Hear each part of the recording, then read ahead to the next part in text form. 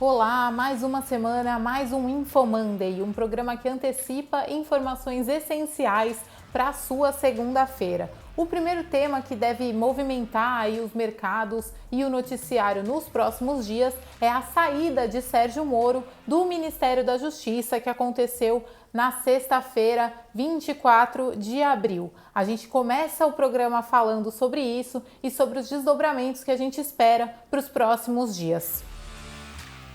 Bom, e na política a gente vai ter que acompanhar os desdobramentos aí da saída do Sérgio Moro do Ministério da Justiça e Segurança Pública do governo Jair Bolsonaro. O Moro pediu demissão nessa sexta-feira, depois de uma crise envolvendo uma possível troca do Maurício Valeixo da Polícia Federal. Na verdade, a troca foi confirmada, a exoneração foi confirmada no Diário Oficial na madrugada dessa sexta-feira e o Moro já havia dado sinalizações de que se o Valeixo fosse demitido, ele também entregaria o cargo. O Valeixo é um nome de extrema confiança do Sérgio Moro e o ministro, em coletiva de imprensa, disse que via uma interferência, uma insistência do presidente Jair Bolsonaro em interferir no trabalho da Polícia Federal. O presidente Jair Bolsonaro, por sua vez, diz que é prerrogativa do presidente da República a nomeação do comando da Polícia Federal e outras instituições. E disse que não tinha o interesse de interferir politicamente na instituição, mas cobrou a posição da instituição em investigações como a do caso da facada que ele sofreu durante as eleições de 2018, enfim, sobre uma série de episódios que interessavam. A gente vai ter que acompanhar agora como que vai ser a reação do mundo político na prática a esse movimento. Primeiro, qual que vai ser a força que o presidente Jair Bolsonaro vai sair desse episódio, já que o ministro Sérgio Moro tinha uma popularidade mais elevada que a do próprio presidente. Ou seja, quanto que isso vai desgastar a imagem do presidente junto à opinião pública? Essa é uma das perguntas e que pode ser bastante importante para os rumos da política nos próximos dias. Também é importante acompanhar qual que vai ser a reação prática do mundo político, né? Eles vão tentar, de alguma forma, interpretar o que está acontecendo e se posicionar. Essas posições vão ser importantes para a gente acompanhar. Há alguns pedidos de impeachment contra o presidente já que se acumulam na mesa da presidência da Câmara dos Deputados, mas não foram pautados. Isso é um fator de atenção.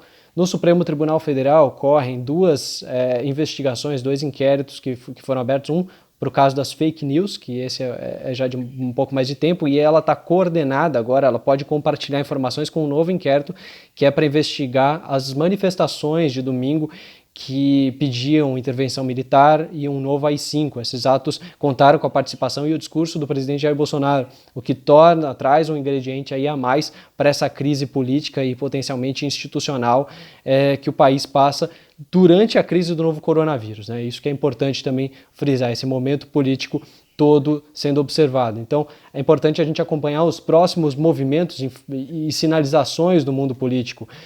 Na coletiva de imprensa da saída, o ministro Sérgio Moro chamou muita atenção para essa interferência do presidente Jair Bolsonaro, disse inclusive que no decreto de exoneração do Valeixo, havia a sua assinatura, Sérgio Moro assinado, mas que ele não havia assinado aquilo. Ele não havia concordado e também ele discordava com o termo a pedido que aparecia.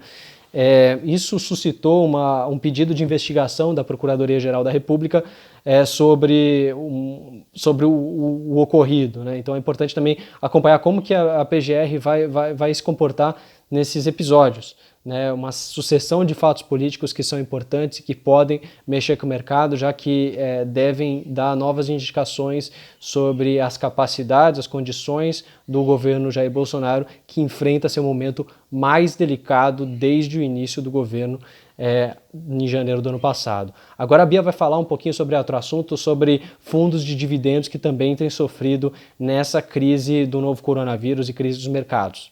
Diz aí, Bia.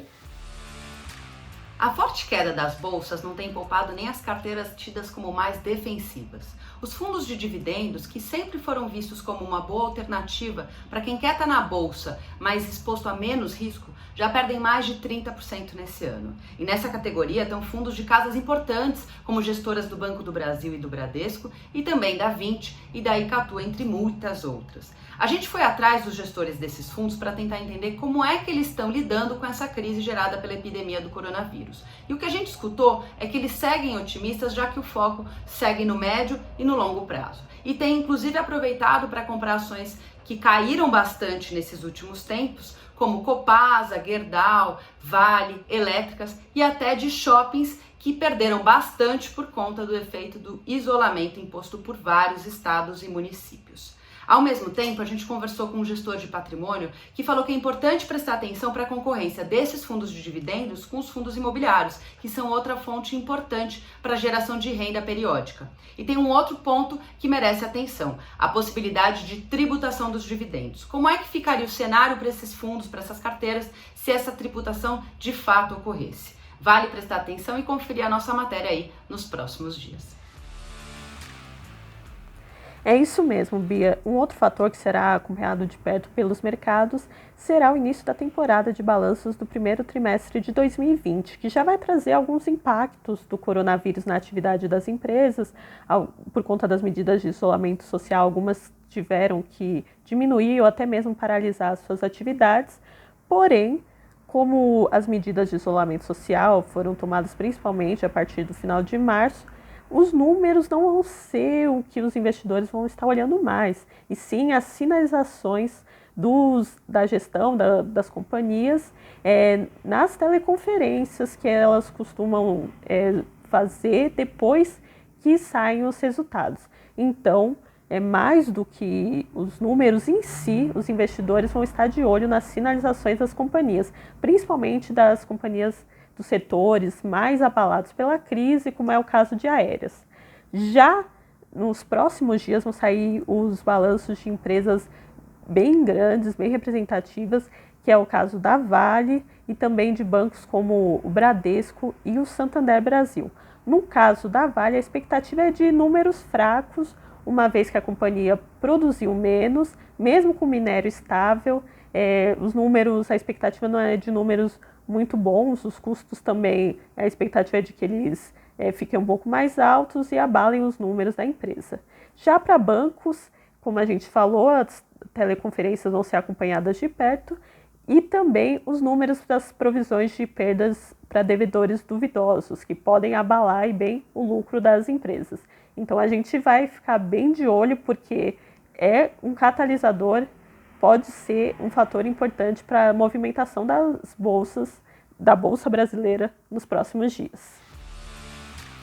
Pelo menos 9 estados brasileiros e o Distrito Federal já começaram a aliviar o isolamento social decretado aí por conta da pandemia do novo coronavírus. Enquanto isso, São Paulo e Mato Grosso começam a estudar uma flexibilização da quarentena em algumas cidades de acordo com alguns critérios, como um número de casos reduzidos e a avaliação de que as cidades não correm tanto risco assim.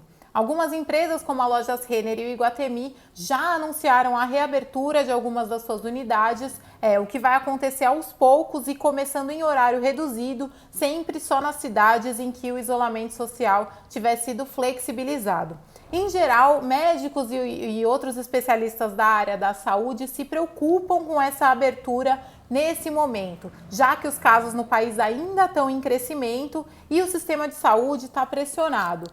Isso mundialmente, tem se mostrado que o ideal é começar a flexibilizar só depois que os casos estiverem pelo menos estabilizados ou, de preferência, numa curva já descendente. A gente vai ter que acompanhar qual que vai ser o resultado dessa flexibilização e se essas cidades e estados vão permanecer reabrir cada vez mais, ou se vai haver aí uma mudança nessa estratégia de reabertura, considerada aí precoce por alguns especialistas. O InfoMonday vai ficando por aqui e até a próxima semana.